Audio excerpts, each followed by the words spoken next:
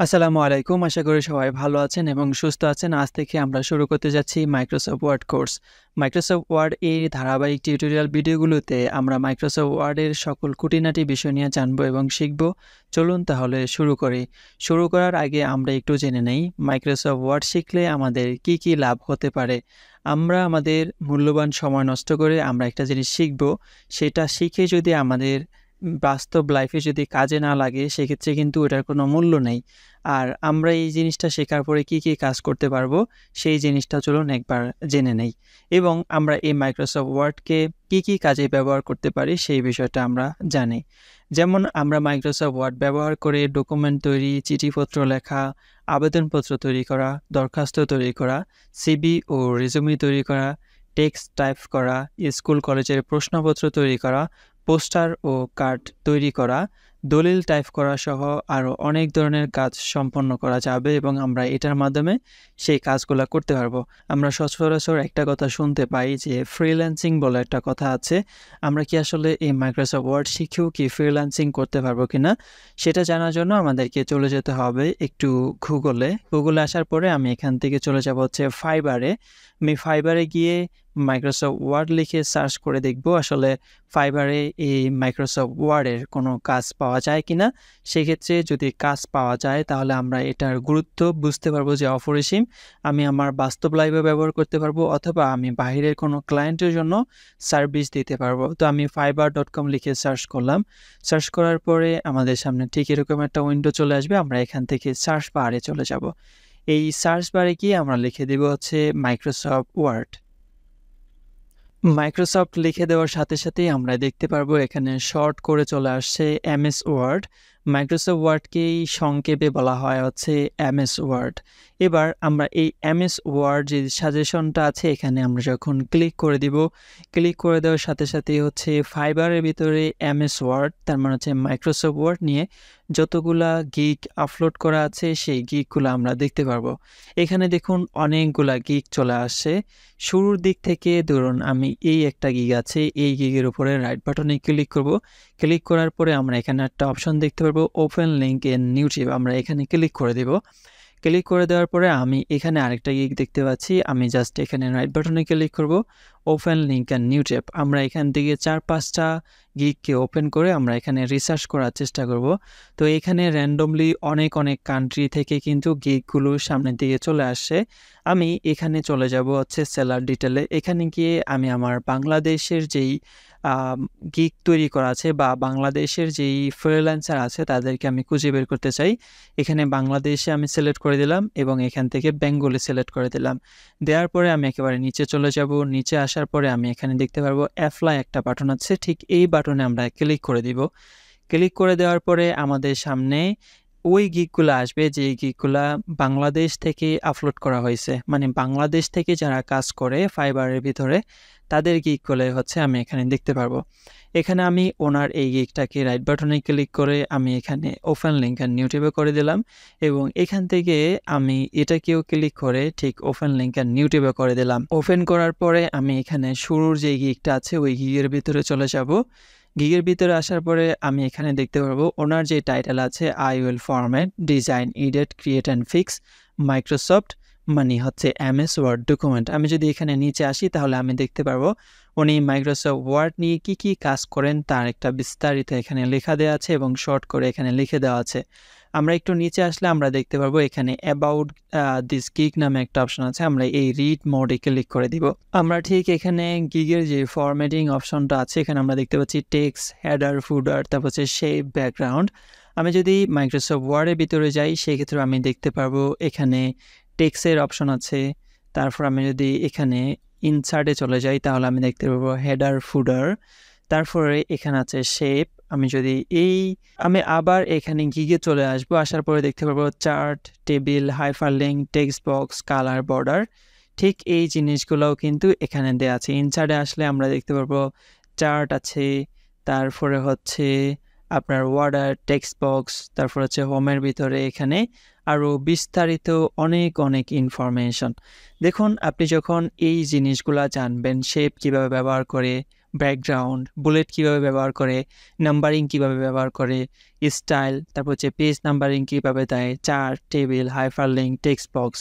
তারপরে নিচে গেলে আমরা আরও বিস্তারিত ইনফরমেশন দেখতে পারবো। প্রফেশনাল যেই কাজগুলো আছে সেই কাজগুলোর ভিতরে বই লেখা, তারপর হচ্ছে রাইট অ্যান্ড পেপারস থেকে শুরু করে এখানে হচ্ছে রিপোর্ট সাবমিট করা, ফর্ম তৈরি করা, তারপর হচ্ছে কন্ট্রাক্টস তৈরি করা, রিজিউমি তৈরি করা, এই যতগুলো ইনফরমেশন আছে সবগুলা কিন্তু আপনি এই এমএস ওয়ার্ড শিখলে তারপরে আপনি করতে পারবেন। আমরা যদি দ্বিতীয় যে গিকটা আছে ওই গিকটাতে আসার পরে ওনার এখানে কিন্তু সুন্দর করে ডিসক্রাইব করা আছে। এবার আমি যদি এখানে চলে যাই, এখানে ওনার অ্যাবাউট দিস গিক অপশনে রিড মোডে ক্লিক করে দিব। ঠিক এখানেও কিন্তু উনি ওনার মতো করে উনি যেই জিনিসগুলা পারে সেই জিনিসগুলা কিন্তু এখানে লিখে রাখছে। Automatic page number, table of content formatting with hyperlink, একটা টেবিল সে মানে তৈরি করবে এবং সেই টেবিলের ভিতরে ফরম্যাটিং সহকারে হাইপারলিংক যদি বসানোর প্রয়োজন পড়ে সেগুলো সে বসাবে।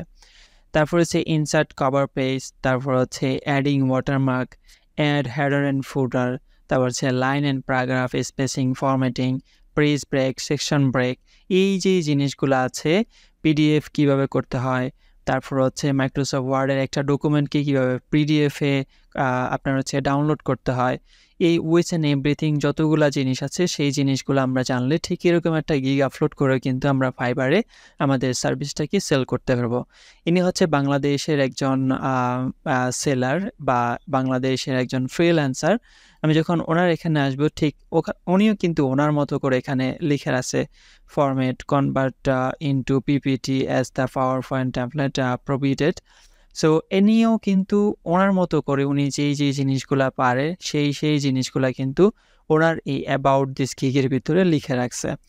এবার আসেন আমরা যদি এই জিনিসগুলা শিখি তাহলে কিন্তু আমরা ঠিক এরকম করেই আমরা ফাইবারে একটা গিগ আপলোড করে সেখান থেকে আমরা কিন্তু রেভিনিউ জেনারেট করতে পারবো আমরা আমাদের স্কিলকে সেল করে। তো আমরা মোটামুটি বোঝার চেষ্টা করলাম যে আমরা আমাদের মূল্যবান সময় নষ্ট করে যেই জিনিসটা আমরা শিখব সেটা শিখে আমরা অবশ্যই একটা বেনিফিট পাবো।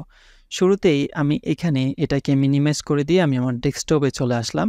আপনি যদি বেসিক কম্পিউটার কোর্সের ভিডিওগুলো না দেখে থাকেন তাহলে অবশ্যই বেসিক কম্পিউটার কোর্সের প্লেলিস্ট থেকে সবগুলা ভিডিও দেখে তারপর হচ্ছে আপনি এই এমএস ওয়ার্ডের এই টিউটোরিয়াল সিরিজটা শুরু করবেন। শুরুতেই আমি আছি হচ্ছে ডেস্কটপে এবার আমরা দেখার চেষ্টা করব আমরা মাইক্রোসফট ওয়ার্ড কিভাবে ওপেন করতে পারি।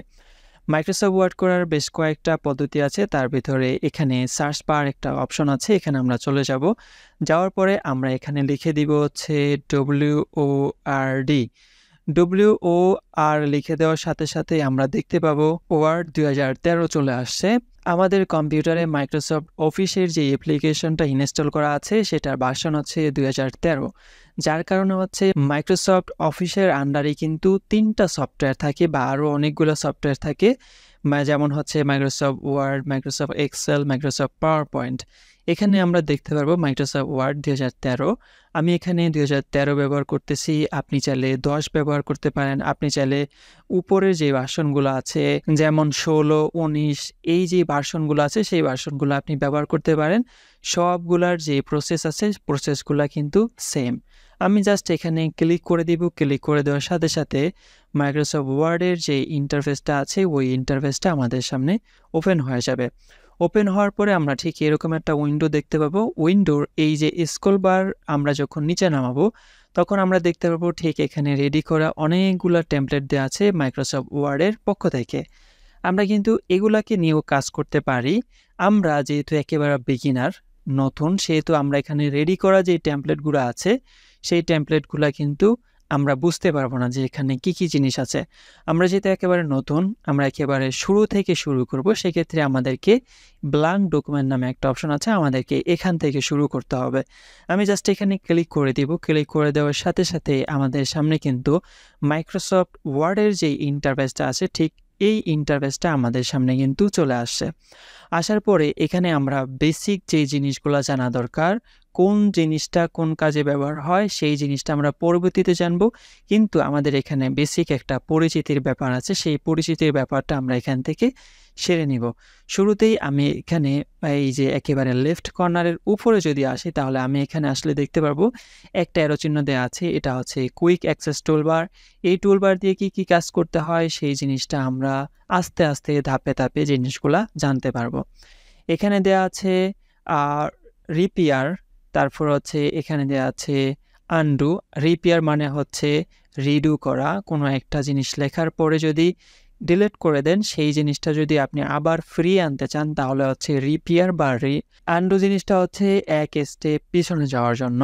আর এখানে আছে সেভ করার অপশন। আমাদের এই যে ওয়ার্ড ডকুমেন্ট আছে এই ডকুমেন্টটা কতক্ষণ পর পর কিন্তু সেভ করতে হবে, যেহেতু আমরা কম্পিউটারটিকে ইলেকট্রিসিটি ব্যবহার করে পরিচালনা করি, সেহেতু যে কোনো সময়ে কিন্তু কারেন্ট চলে যেতে পারে। আর যখনই কারেন্ট চলে যাবে তখন কিন্তু আমরা এই মাইক্রোসফট ওয়ার্ডের ভিতরে যে জিনিসগুলো লিখতেছিলাম সেগুলো কিন্তু চলে যাবে, আমরা আর ফেরত আনতে পারবো না। তাই আমাদেরকে অটোমেটিক কিন্তু এখানে বারবার সেভ করতে হবে। এবার আমরা যদি একটু ডান দিকে চলে আসি ঠিক মাঝ বরাবর, তখন আমরা এই জিনিসটা দেখতে পারবো, এটা হচ্ছে টাইটেল বার।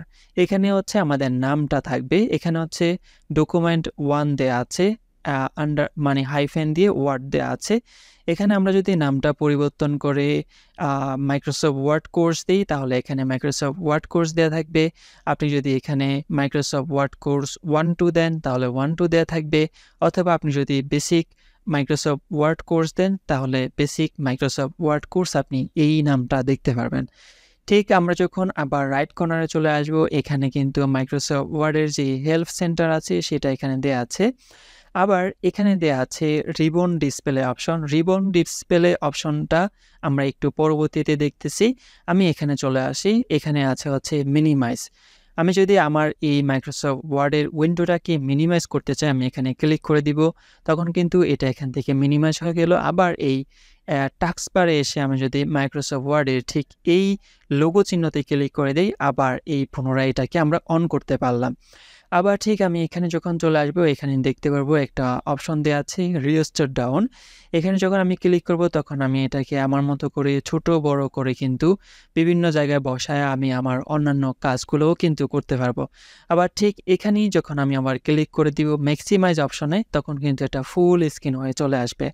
আবার আমাদের অনেক সময় কিন্তু এই ওয়ার্ড ডকুমেন্টটাকে কিন্তু ক্লোজ করতে হবে, মানে সম্পূর্ণরূপে ক্লোজ করতে হবে। সেক্ষেত্রে আমরা এই ক্লোজ বাটনে চলে যাব, একেবারে রাইট কর্নারে ঠিক এই ক্লোজ বাটনে ক্লিক করে দিলে কিন্তু এটা এখান থেকে ক্লোজ হয়ে যাবে।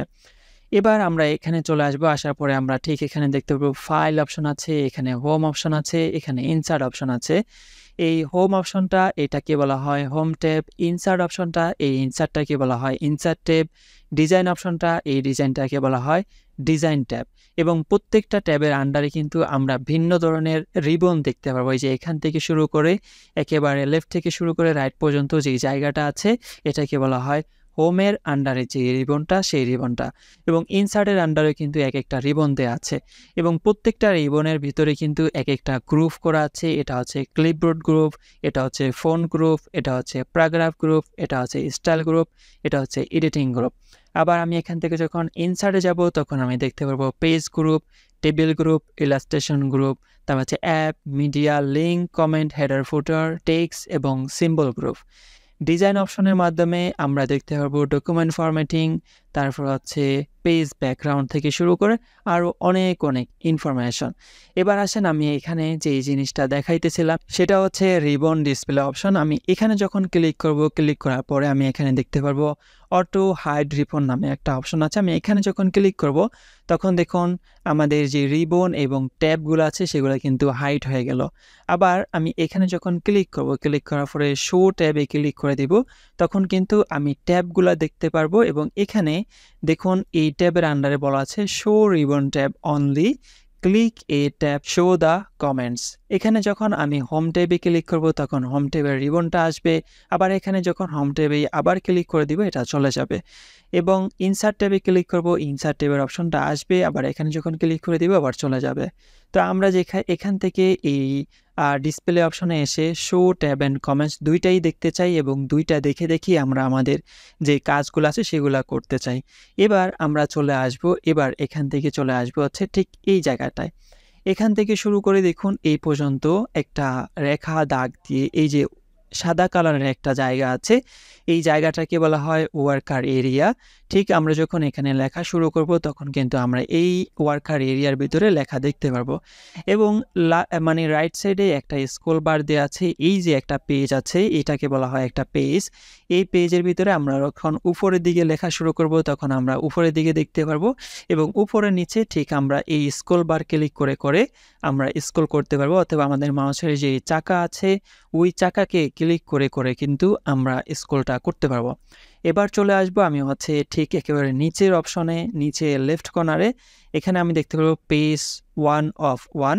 আমাদের এখানে যেহেতু একটা পেজ আছে সেক্ষেত্রে পেজ 1 of 1 দেখাচ্ছে।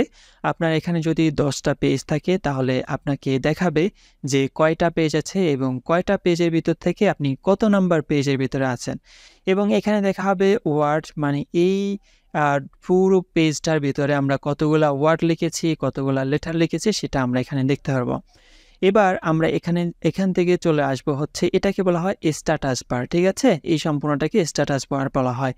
এবং আমরা এখান থেকে চলে আসব রাইট কর্নারে, আসলে আমরা এখানে একটা অপশন দেখতে পারবো, এটা হচ্ছে রিড মোড। এখানে যখন আমি ক্লিক করে দিব তখন আমি শুধু এই ডকুমেন্টটাকে পড়তেই পারবো। আবার এখানে যখন আমি ক্লিক করে দিব তখন হচ্ছে প্রিন্ট লেআউট, এখানে সবগুলা ইনফরমেশন থাকবে, ট্যাব থাকবে, রিবন থাকবে। তারপর এখানে যখন আমি ক্লিক করে দিব এটা হচ্ছে ওয়েব লেআউট, এই জিনিসগুলা হচ্ছে ওয়েব আকারে থাকবে, ওয়েবসাইটে যেরকম থাকতো ঠিক ওইরকম থাকবে। আমরা এখান থেকে প্রিন্ট লেআউটে রাখবো। এবার এখান থেকে আমাদের এই যে উইন্ডোটা আছে এই উইন্ডোটাকে যদি আমাদের জুম ইন জুম আউট করার প্রয়োজন পড়ে সেক্ষেত্রে আমরা এই প্লাস বাটনে ক্লিক করে করে জুম করতে পারবো এবং মাইনাস বাটনে ক্লিক করে করে আমরা এখান থেকে জুম আউট করতে পারবো। এ হচ্ছে আমাদের মাইক্রোসফট ওয়ার্ডের বেসিক যে ইনফরমেশন এবং বেসিক ইন্টারফেস, আমরা পরিচিতিটা এখান থেকে করে নিলাম। পরবর্তী ভিডিও থেকে আমরা হোম অপশনের যে কাজগুলো আছে সেই কাজগুলো নিয়ে আলোচনা করব এবং আজকের ভিডিওতে আমরা যে জিনিসগুলো আলোচনা করার চেষ্টা করছি, আমাদের অবশ্যই মাইক্রোসফট ওয়ার্ড শেখার গুরুত্ব অপরিসীম। যদি আপনি চাকরি করেন, ব্যবসা করেন অথবা স্কুল কলেজের আপনি টিচার হন, শিক্ষক হন অথবা ব্যবসায়ী হন, সেক্ষেত্রে কিন্তু আপনার এই মাইক্রোসফট ওয়ার্ডের গুরুত্ব অপরিসীম এবং আপনাকে এই মাইক্রোসফট ওয়ার্ডের ভিতরে কাজ করতেই হবে। দেন আমরা মাইক্রোসফট ওয়ার্ডকে কতভাবে ওপেন করতে পারি, আমরা একভাবেই দেখলাম যে আমরা সার্চ বারে গিয়ে আমরা এখান থেকে খুঁজে বের করতে পারি। এছাড়াও কিন্তু আমরা মাইক্রোসফট ওয়ার্ডকে আরও একভাবে ওপেন করতে পারি। আমাদের ডেস্কটপের যে কোনো জায়গায় আমরা রাইট বাটনে ক্লিক করব, ক্লিক করার পরে ঠিক আমরা এখান থেকে নিউ অপশনে চলে যাব, যাওয়ার পরে আমি এখান থেকে চলে যাব হচ্ছে মাইক্রোসফট ওয়ার্ড ডকুমেন্ট নামে অপশন আছে, আমি এখানে ক্লিক করে দিব। ক্লিক করে দেওয়ার পরেই আমি দেখতে পাবো new Microsoft Word document dot docx দিয়ে কিন্তু একটা ডকুমেন্ট তৈরি হয়ে গেছে। ঠিক এখানে আমি যখন রাইট বাটনে ক্লিক করে ওপেনে ক্লিক করে দিব আমরা মাইক্রোসফট ওয়ার্ডটিকে ওপেন করতে পারবো এবং লেফট বাটনটিকে যখন আমরা ডাবল ক্লিক করব তখন হচ্ছে আমরা এটাকে ওপেন করতে পারবো। এবং আমরা মাইক্রোসফট ওয়ার্ডের এই বেসিক ইনফরমেশনগুলো জানার পরে পরবর্তী ভিডিও থেকে আমরা আরও বিস্তারিত ইনফরমেশন জানা শুরু করব। আমাদের এই ভিডিওগুলো যদি ভালো লেগে থাকে তাহলে অবশ্যই আমাদের এই চ্যানেলটিকে সাবস্ক্রাইব করে আমাদের সাথেই থাকবেন। দেখা হবে পরবর্তী ভিডিওতে। ভালো থাকবেন, সুস্থ থাকবেন, নিরাপদে থাকবেন। আল্লাহ হাফেজ।